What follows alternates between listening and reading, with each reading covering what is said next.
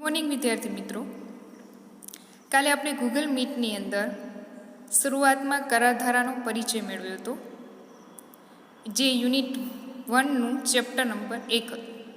આજે unit 1નું chapter number 2ની વાત કરશું, કરાર, તેનો અર્થ અને પ્રકાર.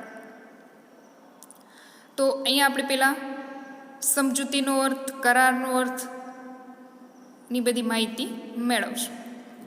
હવે આપણે જોઈએ છીએ કે કરાર અને તેનું પાલન એ આજે આધુનિક રીતના જોઈએ તો વાણિજ્ય પ્રવૃત્તિનો એક શું છે, પાયો છે. એક પક્ષકાર છે એ બીજા પક્ષકારને આપેલું વચનનું પાલન થવું જરૂરી છે. જો વચનનું પાલન નથી થતું તો આર્થિક પ્રવૃત્તિ છે ને ત્યાં થંભી જતી હોય છે. કારણ કે આજે વચન આધારિત, દરખાસ્તો આધારિત મૂકવામાં આવતી હોય, સામેનો સ્વીકાર કરવામાં આવતો હોય છે. તો એ વચન, જેને આપણે વચન કહીશું, તો એ રીતના બધી પ્રવૃત્તિઓ ચાલતી હોય છે. પણ જો અહીંયા એકબીજાના વચનનું કે પાલન નથી થતું તો એ આર્થિક પ્રવૃત્તિ નથી થઈ શકતી હોય. હવે આવા વચનોનું પાલન થાય ને એ જોવાનો ઈરાદો છે, એ કરારધારાનો ઈરાદો હોય છે. હવે આપણે પહેલાં એ સમજીએ કે કરાર શું છે, સમજૂતી શું છે. તો અહીંયા આપણને એક વ્યાખ્યા આપેલી છે કે ભારતીય કરાર ધારા કલમ 2H વ્યાખ્યા આપેલી છે કે કાયદા દ્વારા અમલી બનાવી શકાય તેવી સમજૂતી તે કરાર છે. જેનો કાયદા દ્વારા અમલી બનાવી શકાય તેવી સમજૂતી તે કરાર છે. તો આપણે કરાર ખબર પડી કે કાયદા દ્વારા જે સમજૂતી છે એ કરાર બનતી હોય, અમલી થાય કાયદા દ્વારા. એટલે તો પહેલાં એ તો જાણવું પડે કે સમજૂતી શું છે, જેની મેં થોડી ગઈકાલે વાત પણ કરી હતી. સમજૂતી આધારિત કોઈ એક વ્યક્તિ છે, દરખાસ્ત મૂકે છે, બીજા વ્યક્તિનો સ્વીકાર કરે છે, ત્યારે એ સમજૂતી થયેલી ગણાતી હોય છે. હવે એક ઉદાહરણ પણ તમને આપી દઉં કે તમે તમારા મિત્રને ફિલ્મ જોવા માટે આમંત્રણ આપો છો. તમારો મિત્ર એનો સ્વીકાર કરે છે તમારા આમંત્રણને, તો એ તમારી સમજૂતી બની કહેવાશે, અથવા તો એ વચન બન્યું કહેવાશે તમારું, કે વચન થયું કહેવાય. હવે અહીંયા સમજૂતીની પણ એક વ્યાખ્યા છે કે જો કલમ 2E દર્શાવ્યા મુજબ બે કે વધુ વ્યક્તિઓ કંઈક કરવા કે ન કરવાના બદલામાં કંઈક કરવા કે ન કરવાના વચનો એકબીજાને આપે ત્યારે એ સમજૂતી બનતી હોય છે. એટલે કે કોઈ એક વ્યક્તિ છે કંઈક કરવા માટે બીજા વ્યક્તિને કહે છે, બીજા વ્યક્તિ કંઈક કરશે કે નહીં કરે એના આધારિત એનો સામે પ્રત્યુત્તર, એટલે કે દરખાસ્ત કરી એનો સ્વીકાર કરે છે કે નથી કરતો, તો એના આધારિત એકબીજાને વચનો આપશે તો એ શું કહેવાશે, સમજૂતી થઈ કહેવાય છે. હવે આપણે પેલા સમજૂતી વિશેનો અર્થ છે કે કરાર ધારામાં આપેલી વ્યાખ્યા મુજબ વચનને સમજૂતી કહી શકાય. તો વચન એટલે શું ને વચનમાં બે વસ્તુનો સમાવેશ થાય છે. એક વ્યક્તિ કંઈ દરખાસ્ત છે એ રજૂ કરે છે અને બીજી વ્યક્તિ એનો શું કરે છે, સ્વીકાર કરે છે, તો એ શું બની જાય છે, વચન કહેવાય. હવે કરારધારામાં જણાવ્યા મુજબ જે વ્યક્તિ સમક્ષ દરખાસ્ત મૂકવામાં આવે તે વ્યક્તિ દરખાસ્તને પોતાની સંમતિ આપે ત્યારે દરખાસ્ત સ્વીકારી એમ કહેવાય. તમે ફિલ્મ જોવાનું આમંત્રણ આપો છો સામેવાળા વ્યક્તિને, તો એ સ્વીકારે છે, તમારો મિત્ર છે તો એ સ્વીકારે છે, તો દરખાસ્તને સ્વીકારી એમ કહેવાશે. અને જ્યારે આ દરખાસ્ત સ્વીકારાય ત્યારે એ વચન બને છે. અને સામાન્ય રીતે વચન સામાન્યતર એટલે વચન જોઈએ એટલે એ શું કહેવાશે, સમજૂતી કહેવાશે. તમે કોઈ વ્યક્તિને તમારી ગિફ્ટ કંઈક આપવાનું તમે વચન આપ્યું કે હું આ વસ્તુ તમને આપીશ, અને સામેવાળી વસ્તુને સ્વીકારે છે, તો વચન આપ્યું છે, અને મીન્સ કે તમે એને કીધું કે હું તમને આ દરખાસ્ત મૂકી કે આ વસ્તુ હું તમને આપું, જ્યારે સામેવાળો સ્વીકાર્યું કે હા મારે જોઈએ છે આપ, તો ત્યારે એ શું બની જતું હોય છે, સમજૂતી બની જતી હોય છે. હવે જો કરાર ધારામાં જણાવ્યા મુજબ બંને પક્ષકારોએ સામસામે આપેલા વચનોને આધારિત સમજૂતી કહેવાય છે. હવે જો ઉદાહરણ એક આપેલું છે આપણને કે અ જે મિત્ર છે એ મિત્ર બ ને ₹500નું વચન આપે છે. હવે અહીંયા શું થાય છે કે એક જ પક્ષકાર એને વચન આપ્યું છે કે હું ₹500 આપીશ, તો એ એક પક્ષીય સમજૂતી કહેવાશે.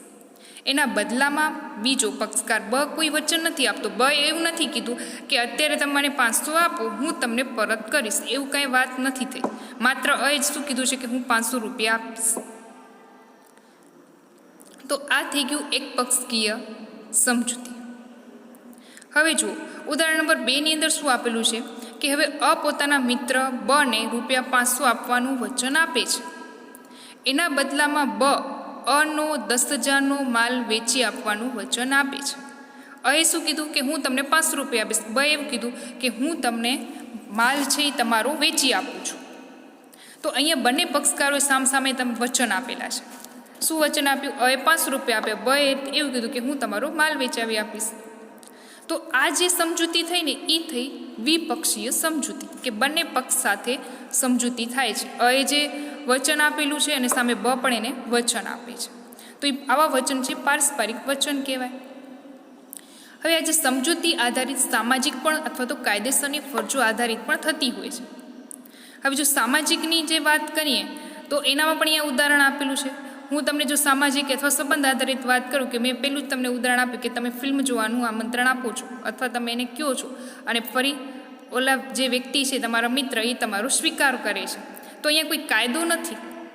બરાબર, અહીંયા કોઈ કાયદાની વાત નથી કરવામાં આવી. તમે માત્ર એને કીધું છે અને એને તમારો સ્વીકાર કર્યો છે. પછી તમે બીજા દિવસે તમને કામ પડે તો તમે જાઓ કે ન જાઓ એ અલગ વસ્તુ થઈ જશે.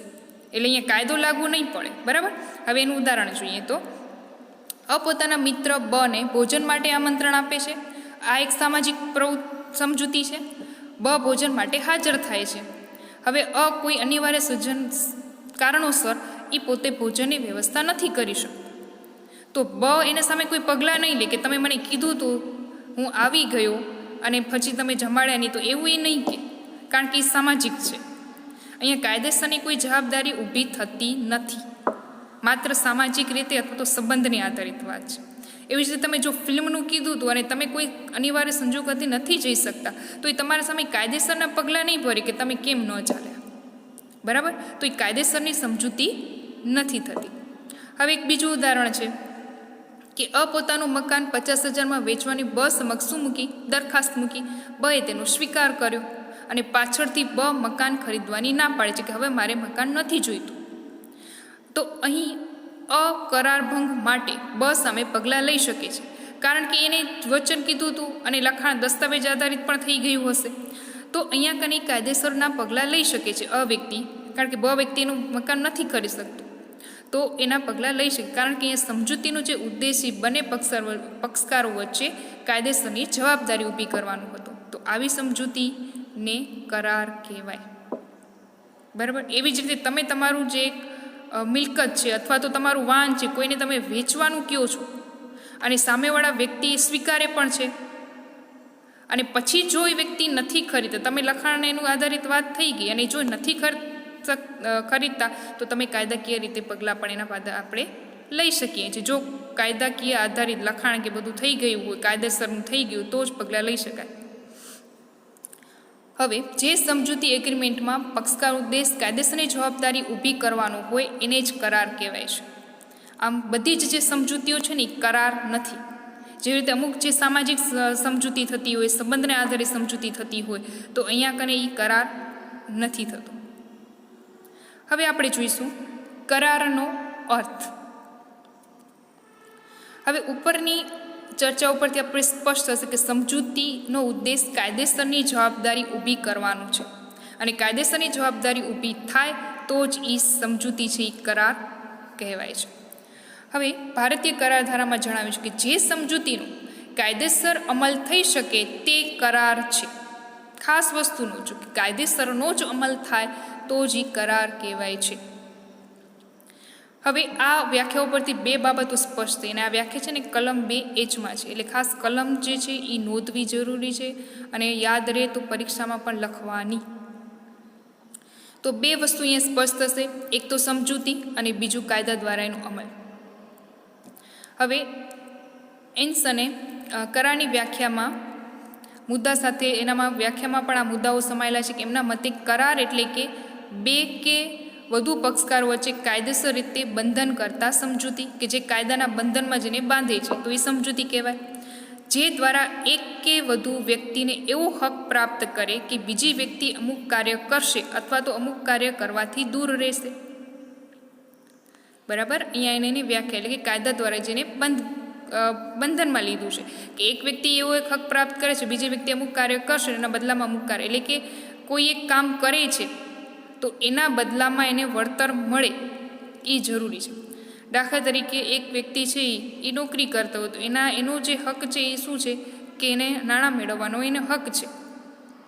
અને કાયદેસર રીતે જો એનું બધું નોંધેલું હોય તો કાયદેસર રીતે એના પગલાં જો ના આપતા હોય, નોકરીના આધારિત એને પગાર ન મળતો તો કાયદેસર રીતે એ પગલાં વ્યક્તિ લઈ શકતું હોય છે. એટલે એ કાયદેસર રીતે થાય એટલે એનું કરાર થયેલું કહેવાય છે. બરાબર. હવે જુઓ તો દરખાસ્ત પ્લસ સ્વીકાર એટલે કે સમજૂતી, દરખાસ્ત પ્લસ સ્વીકાર એટલે કે સમજૂતી, અને સમજૂતી પ્લસ કાયદેસર અમલીકરણ એટલે બનશે કરાર. હવે કાયદેસરની જવાબદારી ઊભી કરવાનો ઈરાદો હોય તો એવી સમજૂતીને જ કરાર કહેવામાં આવે છે.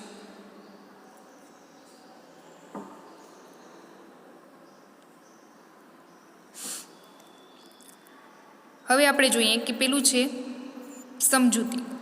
તો બે કે વધુ પક્ષકાર વચ્ચે જે સમજૂતી થાય એ મૌખિક હોઈ શકે યા લેખિતમાં હોઈ શકે છે.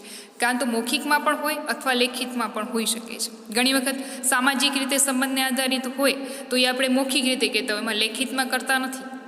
બરાબર. બીજું કે મૌખિક થઈ શકે અથવા લેખિત થઈ શકે અથવા તો પક્ષ અને વર્તુળના આધારે આપણે તારવી પણ શકીએ છીએ. અને સમજૂતીમાં એક પક્ષકાર દરખાસ્ત મૂકે છે અને બીજો પક્ષકાર એનો સ્વીકાર કરે છે. હવે બની અંદર છે કે કાયદા દ્વારા જેનો અમલ થઈ શકે છે એ સમજૂતીમાં પક્ષકારોનો ઈરાદો કાયદા મુજબની જવાબદારીઓ અથવા ફરજો ઊભી કરવાનો હોય છે. જે કાયદા દ્વારા અમલ થઈ શકે એ જ કરાર ગણાય છે. બરાબર. કે જેનું આપણે કીધું કે કાયદા દ્વારા જેનો અમલ થઈ ગયો એ શું ગણી થઈ ગયો? કરાર થઈ ગયો. તમે મકાન વેચો છો કે તમારું વાહન વેચો છો, સામે બીજા જે પક્ષકાર છે એની સાથે તમે નક્કી કરી લીધું, કાયદેસરનું લખાણ થઈ ગયું, અને જો કાંઈ હવે ફેરફાર થાય સામેવાળા, કાં તમે તમારું ના વેચો અથવા બીજા તમારે નથી લેતા તો તમે એના આધારિત કાયદેસર રીતે જઈ શકો છો. એટલે એ તમારો કરાર આધારિત ગણાશે. હવે આપણે જોઈએ તો કે સમજૂતી અને કરાર છે એ બંને વચ્ચેનો તફાવત રહેલો છે કે સમજૂતી શું છે અને કરાર શું છે. કદાચ બીજી બુકમાં ન પણ હોય છતાં પણ હું તમને અહીંયા કને ટેક્સ્ટ બુકની અંદર માહિતી આપેલી છે એટલે તમને તરત વસ્તુને ખ્યાલ આવી શકે એના માટે આપણે જોઈ લઈએ. તો પેલું છે કે વ્યાખ્યા. એક પક્ષકાર કોઈ કાર્ય કરવા કે અથવા ન કરવા બીજા પક્ષકારને દરખાસ્ત કરે અને બીજો પક્ષકાર તેનો સ્વીકાર કરે ત્યારે એ સમજૂતી થયેલી ગણાય છે. અને કરાર એટલે કે જે સમજૂતીનો કાયદા દ્વારા અમલ થઈ શકે એ જ કરાર ગણાય છે. બીજું ઉદ્દેશ. સમજૂતીનો ઉદ્દેશ દરેક સંજોગોમાં કાયદેસરની ફરજ ઊભી કરી તેનું પાલન કરવાનો હોતો નથી. જ્યારે કરારની અંદર એનો ઉદ્દેશ કાયદેસરની ફરજ ઊભી કરી કાયદેસરનું પાલન કરવાનું હોય છે. એટલે કે અહીંયા કને સમજૂતીની અંદર કાયદેસરની વાત નથી. સમજૂતીમાં ઘણી વખત સામાજિક સંબંધને આધારિત પણ સમજૂતી થતી હોય છે, એટલે કાયદાની વાત નથી. જ્યારે કરારની અંદર કાયદાની જ વાત રહેલી છે. પછી અવેજ. તો અહીંયા સમજૂતીમાં અવેજનો અભાવ હોઈ શકે, જ્યારે કરારની અંદર અવેજ એ આવશ્યક છે. હવે જો કરારમાં અવેજ છે એ જરૂરી છે, જ્યારે સમજૂતીમાંથી અવેજ એટલે કે એક વસ્તુના બદલામાં બીજું કંઈ આપવું. વેપારી છે માલ એની પાસે ખરીદી, બદલામાં આપણે એને શું આપીએ છીએ? નાણાં આપીએ છીએ. તો એ વેપારી માટે શું થઈ ગયું? અવેજ, કે માલના બદલામાં નાણાં મળે, તો એનું અવેજ થઈ ગયું. જ્યારે સમજૂતીની અંદર અવેજની જરૂર નથી, પણ કાયદામાં અવેજ છે એ આવશ્યક છે. પછી કાયદા દ્વારા એનો અમલ. તો પક્ષકારો ભંગ કરે તો કાયદા દ્વારાના વચન પાલન અંગે ફરજ પાડી શકાય નહીં. જ્યારે કરારમાં તમે વચન પાલન અંગે કાયદેસર રીતે ફરજ પાડી શકો છો. બરાબર. અહીંયા જો સમજૂતીની અંદર છે તો સમજૂતીમાં તમે કાયદેસર રીતે ફરજ નથી કે ના તારે આપણે આવું થશે જ, એવું ન કરી, પણ કાયદામાં કાયદેસર રીતે કરી શકીએ છીએ. પછી નુકસાન વળતર. તો સમજૂતીનો ભંગ થતાં નુકસાન વળતરનો દાવો છે એ નોંધાવી શકાતો નથી. એવું જરૂર નથી કે નુકસાન થયું અને સામેનું વળતર મળે જ, પણ કરાર જ્યાં તમે કરો ને ત્યાં તમારો નુકસાન વળતરનો દાવો નોંધાવી શકો છો. બરાબર. દાખલા તરીકે હું એમ વાત કરું કે વીમા કંપની છે, વીમા તમે લ્યો છો એટલે એ વીમા કંપની નુકસાન માટે વળતર આપવા માટે એ કંપની શું છે? તમને વચનથી બંધાયેલી છે.